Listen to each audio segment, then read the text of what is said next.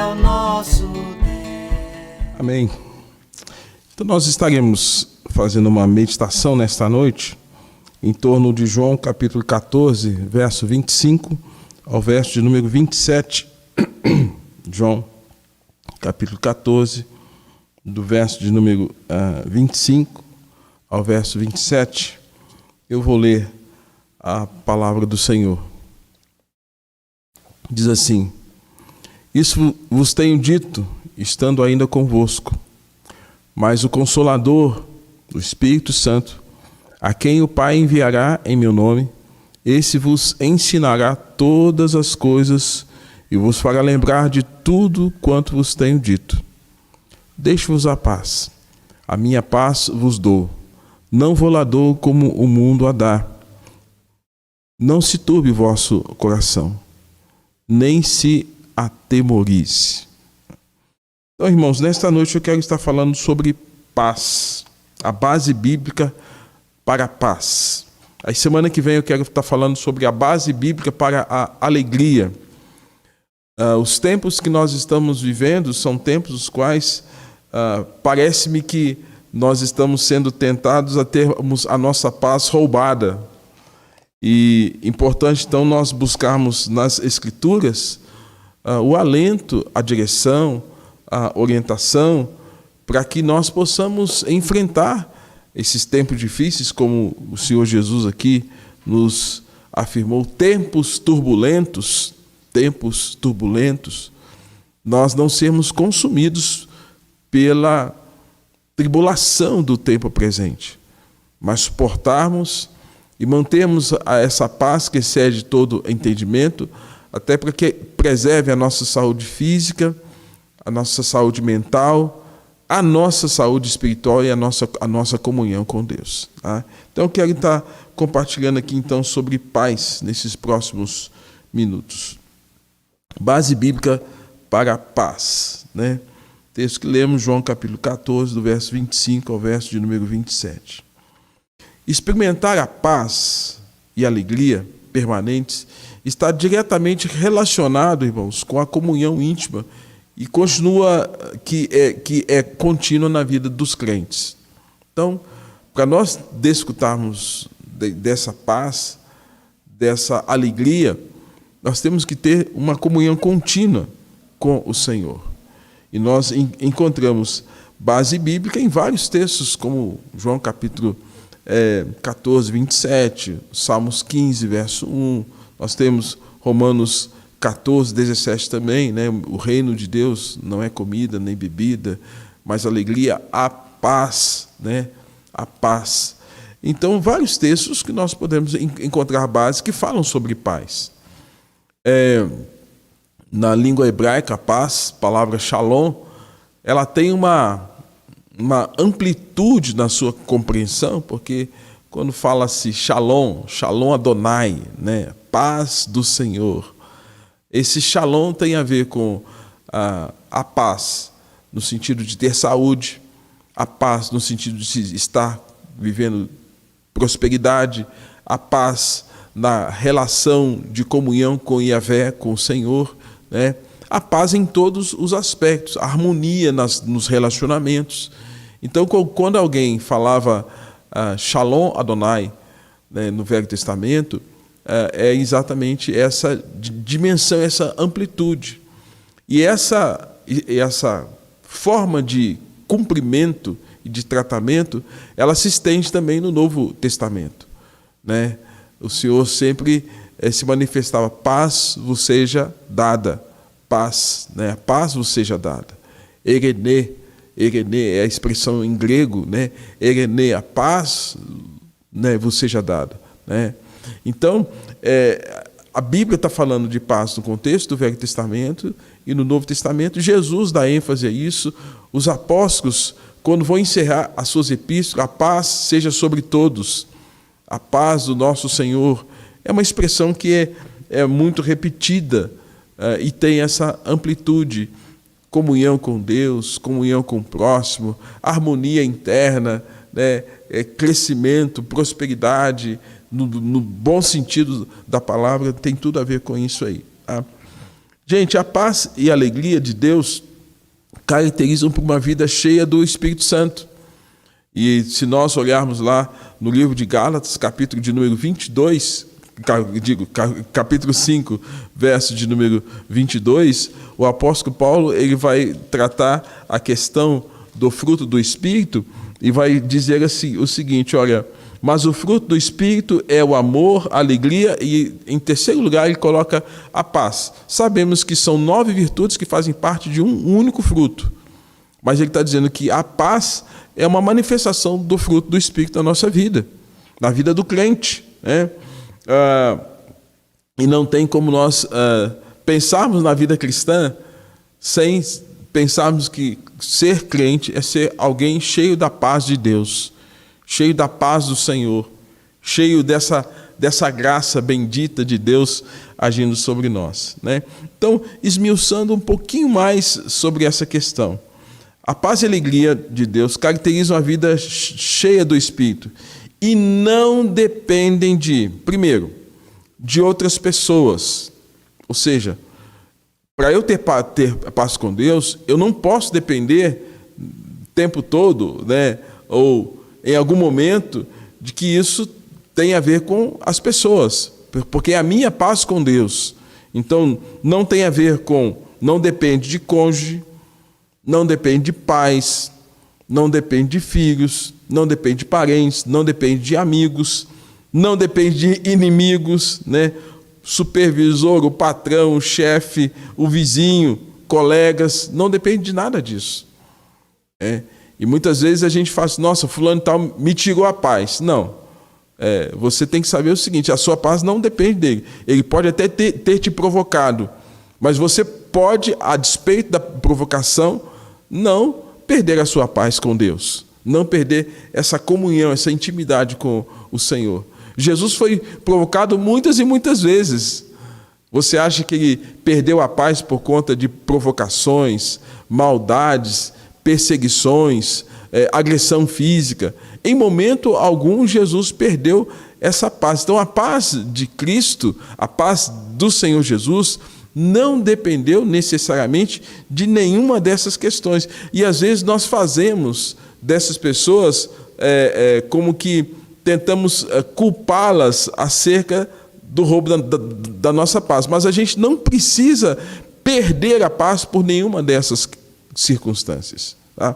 Se você está perdendo a paz por conta dessas circunstâncias, avalie como é que está a sua comunhão com Deus. Tá? Porque Jesus não perdeu a paz com nenhuma dessas circunstâncias. Nem na cruz perdeu a paz. Se és filho de Deus, desce daí.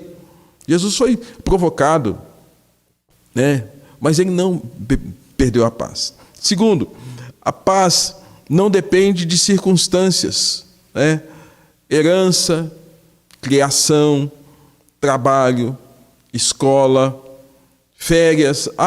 Eu consegui tirar férias, estou em paz. Não consegui tirar férias, estou em tormento, perdi a paz, né? Vizinhança, feriados, autoridades, né?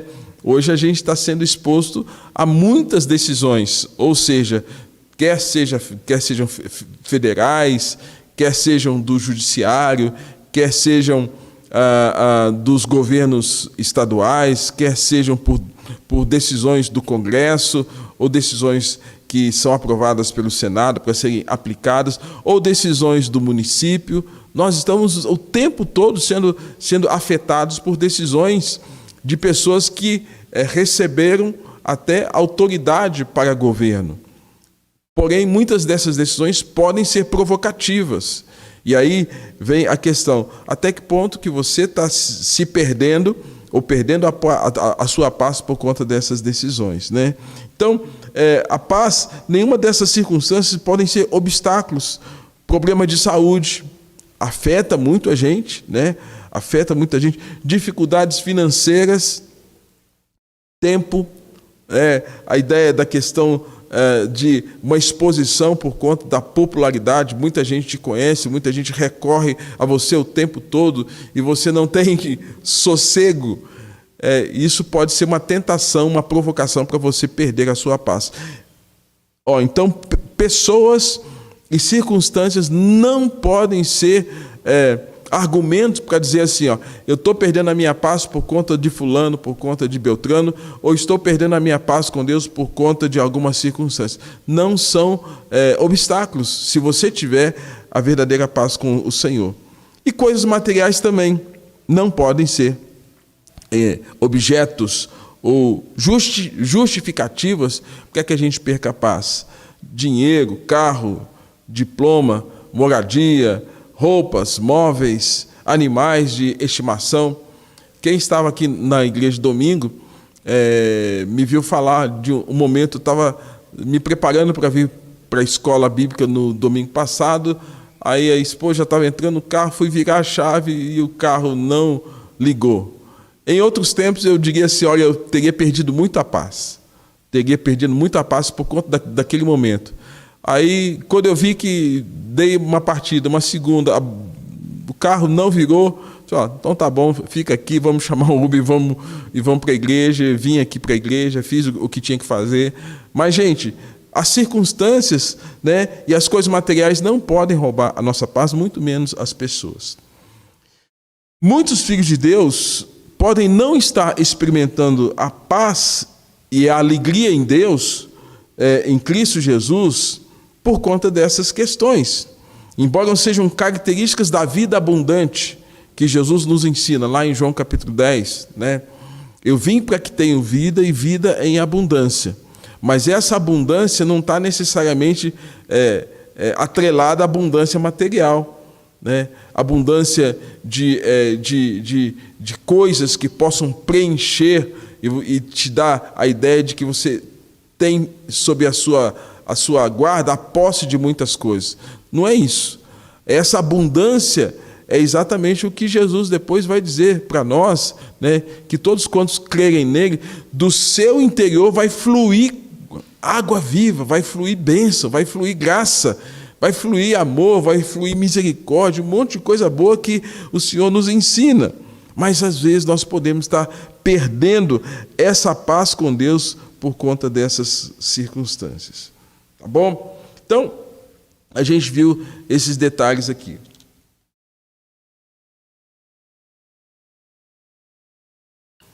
Então, definindo um pouquinho mais sobre a questão da paz. Primeiro, como o mundo define a paz? Como o mundo define a paz? Como o mundo enxerga paz, né? A paz oferecida pelo mundo, ela não é permanente e nem é segura.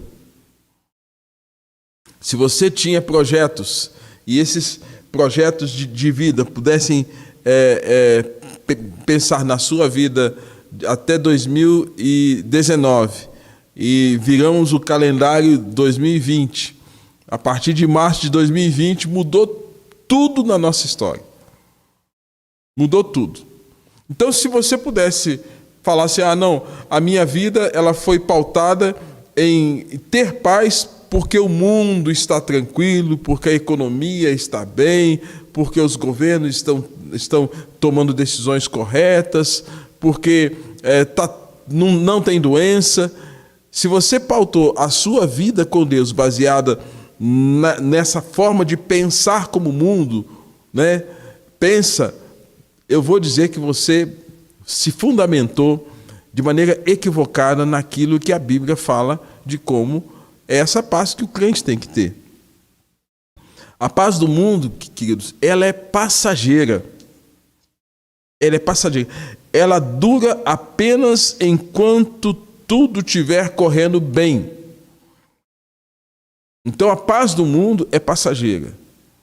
Enquanto tem o trabalho, enquanto tem a saúde, enquanto tem prosperidade, enquanto não tem um incômodo de alguma decisão contrária a alguma situação que possa tirá-los do senso de conforto. Então, na verdade, a paz do mundo é passageira. Nós cantamos isso como igreja, cantamos muitas canções, né? Essa paz que tenho em minha alma não é porque tudo me vai bem. Música que cantamos continuamente. Por quê?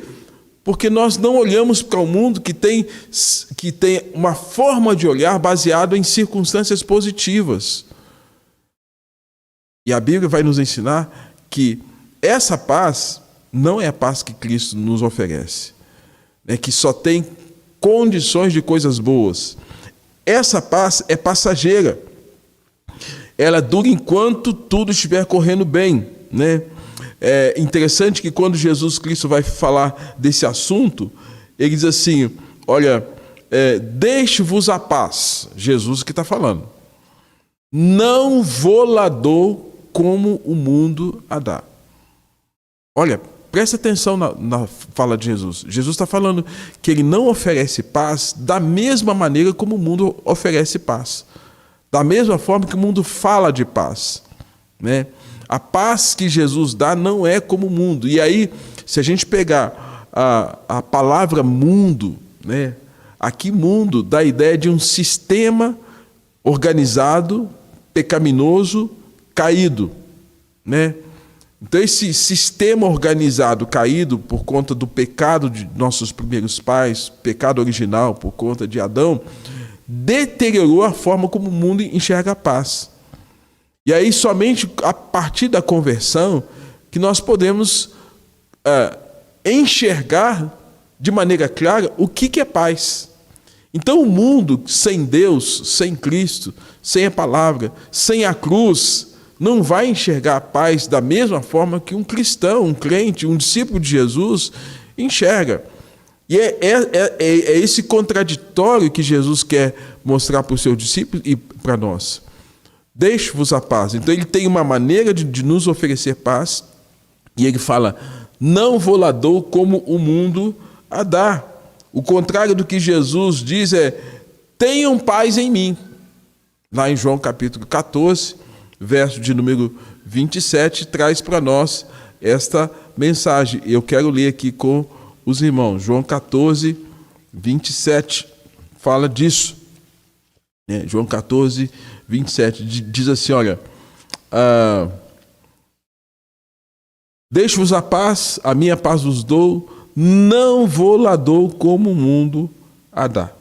Então Jesus é muito claro, eu não estou oferecendo paz como o mundo oferece. E no capítulo de número 16, verso 33, ele está dizendo assim, essas coisas vos tenho dito para que tenhais paz em mim. No mundo passais por aflições, mas tende bom ânimo, eu venci o mundo.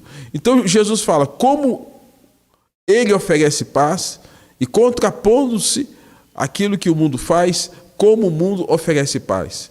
Ele fala, não vou dar paz para você como o mundo dá. Né? Não vou dar paz para vocês como o mundo dá. Qual é a dimensão dessa paz? Né?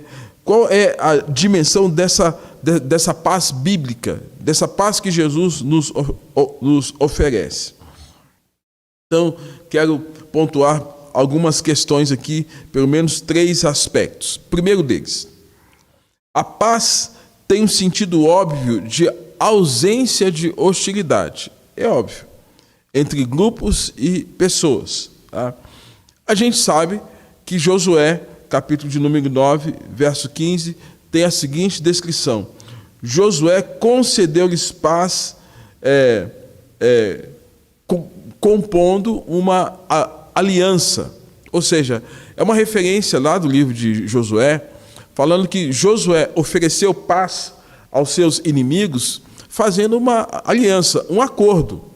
Então, nós podemos sim buscar essa paz como um acordo com os nossos opositores, com aqueles que têm alguma dificuldade, como Josué fez. Ele fez uma aliança, a partir de agora nós não brigamos mais, nós vamos agir em paz. Né? E a gente tem no Novo Testamento a descrição lá do livro de Hebreus, capítulo 12, verso 14, quando o Senhor fala assim, segui a paz com todos, segui a paz com todos, e a santificação sem a qual ninguém verá o Senhor. Então, por meio do livro de Hebreus, alguns entendem que o autor de Hebreus seja o apóstolo Paulo, por conta da maneira literária, mas outros têm dificuldade de cravar de que tenha sido Paulo o autor. Fato que o livro é um livro inspirado, e nós cremos de que ele é a palavra de Deus para nós também. E esse livro, no capítulo de número 14, do 12, verso 14, traz essa palavra: seguir a paz com todos. Tá? Então, esse seguir a paz com todos tem a ver com o quê? Quem são os nossos oponentes? Quem são os nossos inimigos? Quais são as circunstâncias que nos afligem, né? Quais são as coisas materiais que podem vir? Então, e quais são as pessoas que estão vindo contra nós? Aí ele está falando, seguir a paz com todos. E a gente pode ampliar isso, circunstâncias, pessoas e coisas. Então, essa paz, qual a dimensão dessa paz? A paz tem um sentido óbvio de ausência de hostilidade. Ser hostil é ser frio, é ser beligerante, é estar querendo achar pelo em ovo para brigar com alguém. Então, a paz tem um sentido óbvio de ausência. Não vou ficar buscando pelo em ovo, não vou ficar com picuinha, com mimimis, igual a turma fala, né? Para criar algum tipo de situação adversa e trazer algum tipo de problema. Segundo, a paz é contrária de confusão. A paz é contrária de confusão. Interessante que lá em 1 Coríntios, capítulo de número 14, verso de número 33, eu vou ler aqui no texto bíblico, 1 Coríntios, capítulo 14, verso de número 33, fala assim: porque Deus não é de confusão, sim, e sim da paz, como em todas as igrejas dos santos. Ou seja, a palavra nos ensina assim: Deus não é o Deus que traz confusão. Deus não é um Deus que faz confusão. Deus não é um Deus que fica trazendo perturbação. Deus não é um Deus que causa confusão. E descreve a sabedoria piedosa, visto que a paz voltada para o eu está ligada a pessoas ou circunstâncias. Ela é passageira e enganosa, né? A paz bíblica depende exclusivamente de andarmos no caminho de Deus. Então, a paz bíblica, ela depende exclusivamente do quanto nós conhecemos a palavra do Senhor, andamos nos seus caminhos. E aí, Isaías capítulo 32, verso de número 17, eu vou ler o texto aqui também. Isaías capítulo de número 32, verso de número 17, nós temos a seguinte descrição: o efeito da justiça será paz, e o fruto da justiça, repouso e segurança para sempre. Ou seja, o efeito da justiça será paz. Andou reto, vai ter paz. Aí nos faz pensar, irmãos, queridos, você que nos assiste, o quanto talvez algumas decisões, algumas posturas, né, do tempo presente, de pessoas, indivíduos, autoridades, podem ser provocativas para tirar a paz, né, das pessoas. E quem não tem Deus vai entrar no conflito, né? Tem aquele velho ditado: tem gente que dá um boi para não entrar em uma briga e dá uma boiada para não sair dela. Então tem gente que por coisa pouca quer entrar em briga, quer entrar em confusão, quer entrar em beligerância, se alguém provoca, ele quer entrar nessa condição, e isso faz com que a paz esteja longe. Então, andar corretamente, que é o que o texto fala, o efeito da justiça, tomar decisões corretas, ter prudência, sabedoria, né, será paz. E o fruto, o resultado da justiça, repouso e segurança. Todo mundo vai ficar em paz. Andou certo, promoveu a paz. E, consequentemente, segurança para todo mundo. Agora, não andou reto, aí vai ter problema. Então nós vimos aqui, a paz tem um sentido óbvio de hostilidade, a paz é contrário de confusão, e nosso Deus não é de confusão, Ele nos ensina a andarmos de maneira reta, e a paz bíblica, em sua dimensão mais elevada, é característica da pessoa que tem um relacionamento correto com Deus, e consequentemente uma consciência limpa, e um senso de bem-estar e de descanso. Eu quero citar novamente Isaías, agora capítulo de número 26, verso de número 12, quando nós temos a seguinte descrição: Senhor, concede-nos a paz, porque todas as nossas obras tu os fazes por nós. Aqui é quase que um clamor, né? É um pedido: Senhor, nos dá paz. Nos dá paz, né? Ele está pedindo que o Senhor conceda a paz, né? E como resultado disso, né? Senhor, concede-nos a paz, porque todas as nossas obras tu os fazes por nós. Porque tudo que acontece na minha vida vem das tuas mãos, e eu preciso que o Senhor me dê paz. Essa é a petição do profeta, né? E nós poderíamos pensar também em Romanos capítulo 5, verso 1, Romanos 5, 1, quando diz assim, justificados, pois, mediante a fé, tenhamos paz com Deus. Justificados, pois, mediante a fé, tenhamos paz com Deus. Então, uma vez que por meio de Cristo nós somos justificados, nossos pecados são cancelados, nossa dívida é paga, não tem mais acusação sobre nós, né?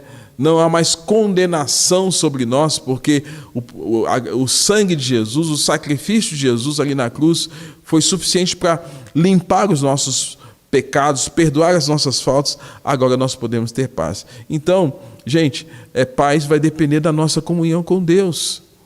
Da nossa comunhão com Deus. A paz vai ser uma experiência rica e verdadeira se nós a desfrutarmos dia após dia com os cuidados e com a presença do nosso Deus. Romanos capítulo de número 14, eu citei esse texto no início da minha fala aqui, Romanos 14, verso 17, traz para nós a seguinte palavra do apóstolo Paulo. Para você, meu irmão, que está aqui agora com a gente, nesse momento de culto, de adoração, e que passa por esses momentos, como cada um de nós aqui, de ser provocado por pessoas, circunstâncias que são contrárias às quais você desejou e sonhou, né?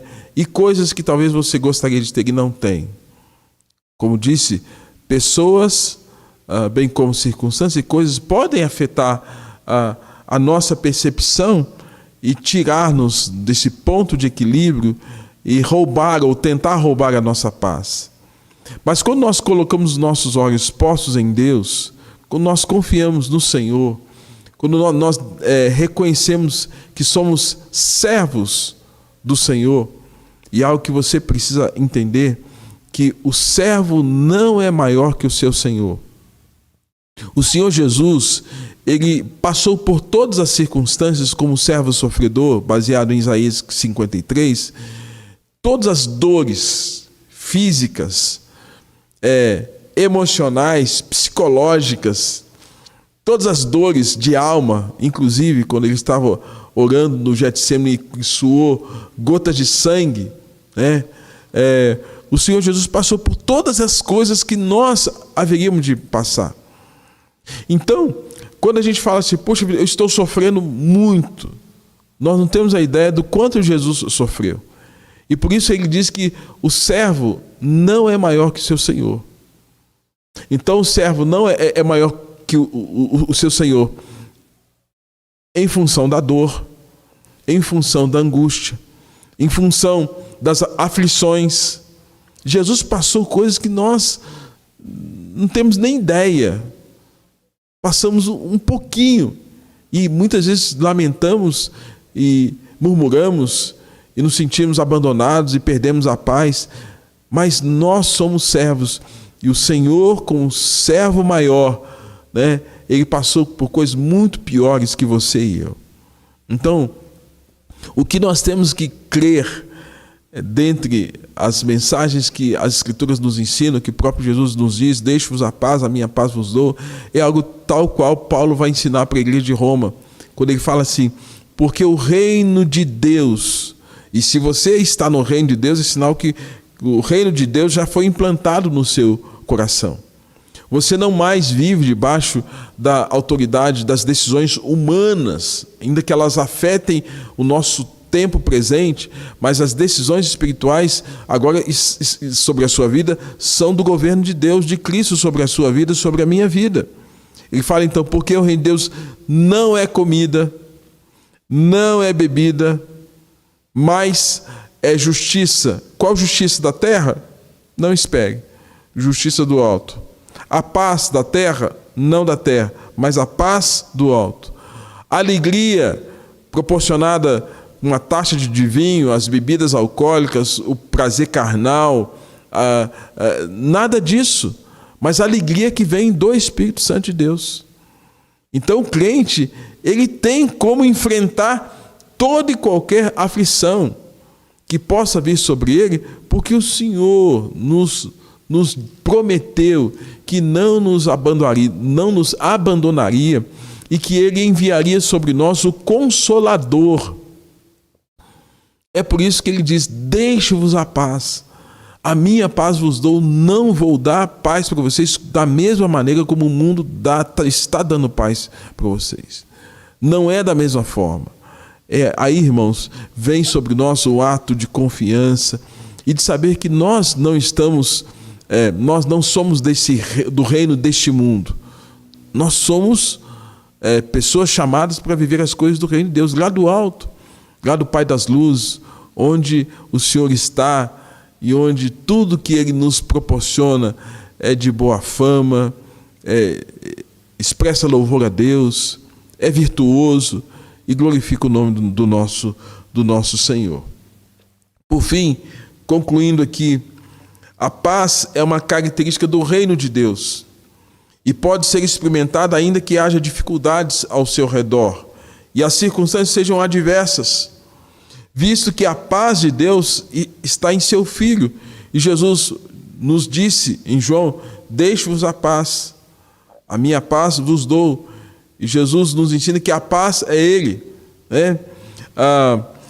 Deus está, visto que a paz de Deus está em seu Filho Jesus Cristo, ela ultrapassa todo entendimento e difere da paz oferecida pelo mundo e baseada em pessoas, em circunstâncias ou em bens materiais. Como pastor, já acompanhei muita gente nos seus últimos dias de vida, gente com câncer e gente adoecida, e eu ficava impressionado com alguns irmãos. Eu posso citar dentre elas uma irmã que era muito preciosa para a minha vida, a vida da minha esposa, chamada Simara, uma jovem mãe com 2 filhos, e ela foi acometida com câncer de mama e fez mastectomia, fez o tratamento e viveu um tempo tranquilo, cerca de 7 anos. Depois desse período, o câncer voltou de maneira tão agressiva, que em pouco tempo a vida daquela jovem mãe estava sendo consumida pela explosão de células cancerosas no seu organismo, a multiplicação dessas células defeituosas, e já não havia como combater aquele câncer. E quando nós íamos na casa da Simara para poder orar com ela, chorar com ela, eram momentos tão preciosos, irmãos, que quando a gente saía dali, embora um corpo caquético, magérrimo, muito magro, muito tomado pela doença, aquela irmã preservava a sua confiança em Deus, de que Deus estava com ela, guardando, sustentando e provendo. Ela não conseguia muitas vezes abrir nem os olhos, de tão frágil que estava. E a gente vê, irmãos, que nessas horas, essa paz de Deus que vem sobre a vida do crente, nas horas mais difíceis, até porque na promessa que Jesus Cristo nos faz acerca do Consolador, que esse Consolador, É o Espírito Santo que sonda os nossos corações, como lemos aqui no Salmo 139. É esse Espírito também que intercede por nós com gemidos inexprimíveis, porque nós não sabemos orar como convém. É essa paz que Deus está dizendo que Ele nos oferece. Jesus disse que no mundo você terá tribulações. Ele não nos enganou. João capítulo 16 fala sobre isso, verso 33. Ele não nos enganou. Mas visto que Ele venceu o mundo, Ele nos dá uma garantia. Tenham paz em mim, tenham paz no Evangelho, tenham paz na minha palavra, se assosseguem na minha palavra, não no mundo. Conclui, irmãos, quando você cessar de se preocupar e passar a orar com ações de graças, em cada situação você experimentará a paz de Deus. Um guardião do seu coração. Deus vai guardar o seu coração, vai guardar a sua mente, vai guardar você de todo tormento. E ainda que seu corpo esteja se definhando, sendo maltratado, ainda que como pessoa você esteja sendo escorraçado, zombado, a Bíblia nos ensina que o Senhor guarda a mente e guarda o coração e nos proporciona essa paz que vem de Deus. A paz de Deus vem mediante uma confiança firme nele, em amor contínuo à sua palavra, demonstrando por meio da obediência amorosa e completa a nossa fé e a nossa confiança no Senhor. E aí, encerrando, Filipenses vai nos ensinar no seu capítulo 4, versos 6 a 7, quando Paulo diz: não andeis ansiosos por coisa alguma. Em tudo sejam conhecidas diante de Deus as vossas petições, pelo contrário, pela oração, pela súplica, com ações de graças. E aí, Paulo também vai falar em Romanos algo precioso, capítulo de número 8, verso 6. Porque o pendor, a inclinação, gosto em relação às coisas do mundo, da carne, dão para a morte.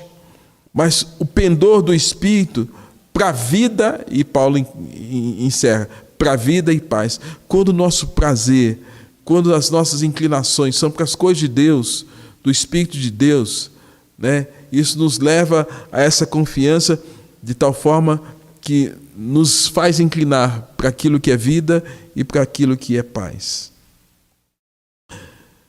E encerro, irmãos, dizendo: grande paz tem os que amam a lei do Senhor. Grande paz tem os que amam a lei do Senhor, nele não há tropeço. Quando nós amamos a palavra do Senhor, as verdades do Senhor, nós vamos ter paz. O meu desejo é que em meio a todo esse cenário, o mundo parece que está de ponta cabeça, virou de cabeça para baixo, tudo mudou, várias questões acontecendo, que você não perca a sua paz e a sua confiança no Senhor. E nós estaremos encerrando esse nosso trabalho